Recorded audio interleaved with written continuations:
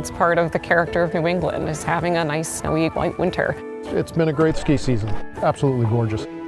New England in winter, snow-covered peaks, skiing, sledding, pond hockey, warming up by the fire, the stark beauty of a frozen landscape. It is a nostalgic vision that is in some danger of becoming a memory. To be sure, it's been a great season for skiing and other outdoor winter recreation. But many people are saying this finally feels like a real New England winter. In reality, even this really isn't.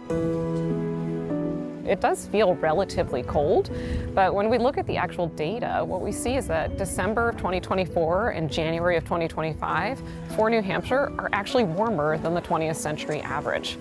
Dr. Liz Burkowski is a University of New Hampshire researcher who, since 2008, has been studying climate change in New England. New England is a winter warming hotspot, and when you look at New England winters, we've warmed about 5 degrees since 1970. And when you look across the United States broadly, you see that nowhere in the U.S. has winter gotten colder. That's right. Winter across the United States has been warming for more than half a century, and New England is leading the way.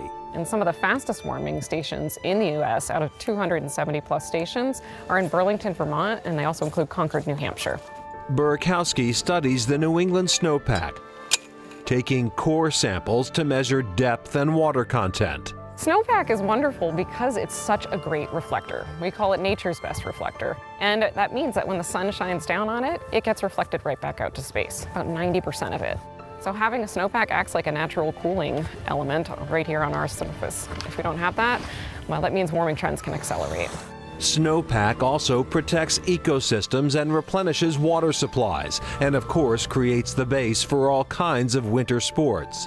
But according to the Environmental Protection Agency, snowpack and snowfall have both decreased across a majority of the country since the 1950s.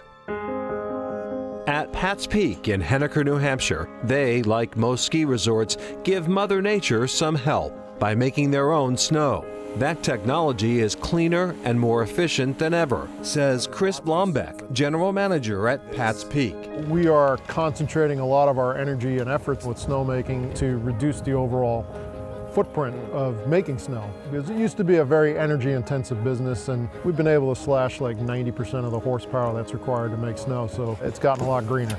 More snow can also be made at higher temperatures, and even a quick cold snap can turn the tide of a difficult winter. As long as we get 24, 48, 36, 72 hours worth of snowmaking, a lot of ski areas can get a lot of their terrain open and really kind of weatherproof ourselves from Mother Nature's temper tantrums. Being resilient, innovative, greener are important ways to adapt to climate inconsistencies. Dr. Burkowski also hopes people are not overly influenced by a seemingly normal winter. I do recognize that some folks see one cold winter and they think, oh, maybe climate change isn't real. And what I want folks to recognize is that one winter that's colder than you're used to does not mean that climate change is over. When you look at the longer term trend, that's what's important. And what we see is that New England is warming at a very alarming rate. So is there still time to save the New England winters of old for future generations? Dr. Burkowski, who grew up skiing on these same snow-covered hills, says yes, but the time to act was yesterday. I think when we think about the United States, we have to recognize that cumulatively, since the beginning of the Industrial Revolution, we're the largest contributor.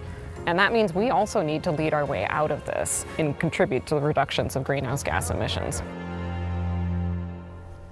And it really does make a difference when snow is on the ground. Snow cover alone can lower the temps in a region by a few degrees. By a few degrees. We should point out, of course, ski season is still going on. Of course, ski resorts will take all the free, fresh snow they can get. When they don't get that, they have to make some.